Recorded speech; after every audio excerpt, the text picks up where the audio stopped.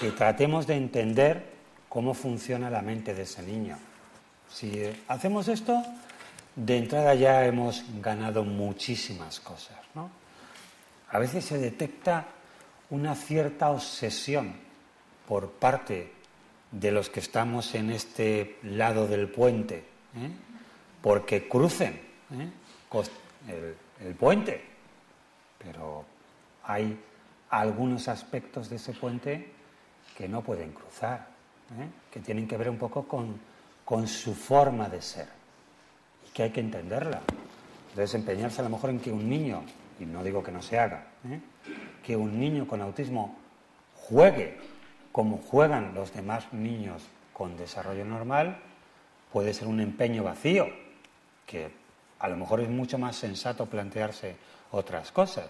A lo mejor es más sensato que juegue de forma funcional con los objetos o juguetes, y que nos preocupemos de eso, en vez de que esté haciendo estereotipias con la mano o dando vueltas al patio, pues que haga uso funcional de los objetos, que nos preocupemos a enseñarle funcionalmente, a enseñarle explícitamente cómo usar los objetos o los juguetes. Por supuesto, tendremos que tratar de producir acercamientos a nuestro mundo, al mundo social, desde el punto de vista del desarrollo de la normalidad, ¿no? Hay estrategias, indudablemente. Por ejemplo, algunas estrategias que funcionan muy bien es el hecho de tener alguna persona, el hecho de considerar de entrada el recreo como periodo lectivo, como lo que es, porque es un periodo lectivo, no es un periodo para tomarse un café, es un periodo lectivo. Y como tal, de entrada, deberían hacerse actividades en esa dirección también, aunque luego se aplique para tomarse un café, ¿no? O considerar que el apoyo individual que algunos de los niños necesitan en esa habitación se tiene que prestar en el recreo. A veces hacer uso, hay muchas estrategias, ¿no? Y depende en función de los niños, pero hacer uso indirecto, con muy buenas artes por parte de la profesora o del profesor, de algún compañero, para responsabilizarle durante 1 o 2 semanas, para que se preocupe de que juegue al corro de la patata ese niño con autismo.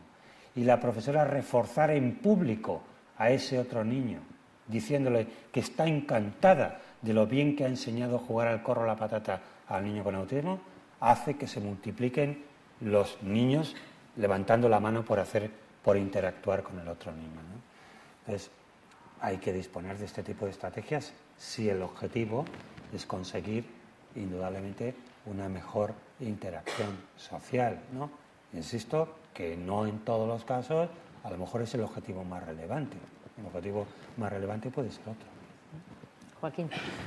Yo, pues la verdad es que antes estábamos comentando un poco todo el tema genético, ¿no? En cuestión del origen del autismo. A mí también me preocupó durante un tiempo y me sigue preocupando un poco todo el tema del medio ambiente, ¿no? Cómo influye, cómo ha incidido en el desarrollo un poco del autismo, ¿no? Porque si no recuerdo mal, una vez en unas jornadas comentaban, bueno, pues que había un estudio donde en una zona que había sido, bueno, pues había una contaminación de radiación, etcétera, pues sí que había emergido, ¿no?, los casos de autismo mucho más que en otras zonas donde no se había producido, ¿no? Y luego muchos padres que están adoptando niños por el este de Europa, pues sí que se están produciendo casos de autismo, chavales con síndrome de Asperger, ¿no?, o con trastornos relacionados con el trastorno espectro autista, con un índice mayor que padres que están adoptando niños por la zona de Hispanoamérica o de África, ¿no? Entonces, bueno, la pregunta viene un poco por ahí, ¿no? ¿Cómo el medio ambiente, además del factor genético, está influyendo?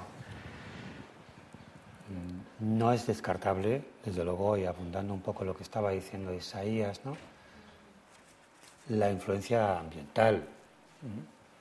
Pero yo quiero que seamos cautos con la utilización que pueden estar haciendo algunos aparentes profesionales con esta historia, ¿eh? Respeto profundamente la opinión de Isaías, porque es un experto en el tema y estoy claramente convencido de que no tiene más necesidad que haber una interacción entre genes y ambientes, y que el ambiente evidentemente incluso puede modificar y debe modificar la dotación genética, ¿no? Si no, no estaríamos aquí, estaríamos como el hombre neandertal todavía, ¿no?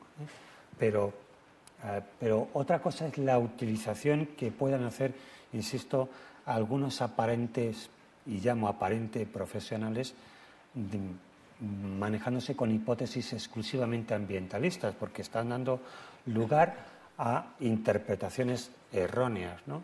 Por ejemplo, hablando de intoxicación por mercurio, cuando no hay ninguna evidencia al respecto, o proponiendo terapias que pueden ser un poquito peligrosas en este sentido. Por ejemplo, pues una terapia de desintoxicación, u otro tipo de terapias. Hay que tener un poquito de precaución con eso y, indudablemente, no perder de vista el desarrollo científico, estrictamente científico, ¿no? Eso por un lado. Claro, es evidente que niños que están adoptados, que están procediendo, sobre todo de algunos países del este, de Europa, o de la antigua periferia de la Unión Soviética, es difícil a veces, antes estábamos viendo alguna situación de este tipo, ¿no? Difícil incluso realizar a veces un diagnóstico claro porque no conoces con precisión la historia previa de embarazo, parto, tal, etcétera, etcétera. En cualquier caso, todo niño que experimenta una situación traumática, grave, como pueden estar experimentando niños adoptados de orfanatos rumanos, tal, etcétera, tiene un riesgo alto de que se compliquen las cosas, ¿no? De que aparezcan desarrollos alterados. No necesariamente tienen por qué dar cuadros de autismo, pero sí pueden dar otro tipo de alteraciones. Por ejemplo, el caso de Gaspar Hauser es muy significativo, mientras el caso del niño salvaje del Aveyron, que podéis leer en Alianza Editorial, es un caso claro de autismo, y la impresión que se tiene es que fue abandonado porque era un niño con autismo. En el caso de Gaspar Hauser, pues no es tan claro. Es decir, da la impresión un poco de que el trastorno se monta como consecuencia de que es abandonado. Pero lo que se debe desprender de esto es la necesidad de que una dotación biológica intacta precisa de la interacción, precisa del maternaje, precisa del cuidado de las figuras parentales, y que si eso no se da, desde luego se pueden producir alteraciones importantes. No solamente porque se altera el curso evolutivo, sino porque además ocurre que si en momentos evolutivos críticos del desarrollo, y esto ya lo señalaron algunos psicoanalistas con los cuales no estoy de acuerdo, pero en parte, pero si en momentos críticos del desarrollo no se incorporan algunas funciones psicológicas a los sustratos cerebrales que se están montando o que se están desarrollando en ese momento, a las conexiones que en ese momento se están montando, esas funciones psicológicas se pueden alterar. Y evidentemente hay más probabilidad de que se puedan alterar en una situación en un niño que está en una cuna con las 24 horas del día, mal atendido y con ausencia de una interacción normalizada, ¿no? Nos piden también si nos puede comentar algo de casos en los que se da un síndrome de Down y además un diagnóstico de TEA. Son poco frecuentes, pero los hay. Yo creo que hay un investigador español que está trabajando en Santander, en Cantabria. Flores. Sí, que es quien puede controlar un poquito más este tema, ¿no? Es muy rara es muy rara la asociación entre Down